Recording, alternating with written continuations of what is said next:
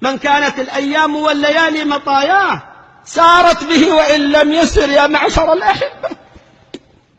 الأعمار هي أيام وليالي، إنا لنفرح بالأيام نقطعها، وكل يوم مضى يدني من الأجل، فالأيام مراحل تطوى. من كانت الأيام والليالي هي المطايا له سارت به وإن لم يسر، وإن كان واقفا العمر يمشي يمضي من العبد. لهذا يقول القائل: نسير إلى الآجال في كل لحظة وأيامنا تطوى وهن مراحل، ولم أرى مثل الموت حقا كأنه إذا ما تخطته الأماني باطل. من لم يمت اليوم يغتر بالبقاء في الدنيا، يغره أن أماله الله جل وعلا.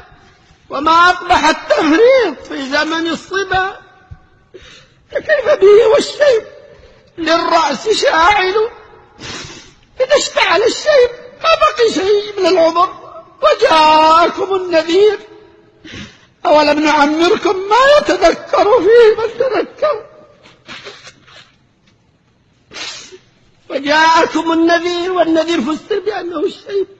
ترحل من الدنيا بزاد من التقى، فعمرك أيام وهن قلائل. ماذا يجب الإنسان؟ ما يجب شيء، كله سيغادره، سيلف في لفافة من قماش في بتر من الأرض.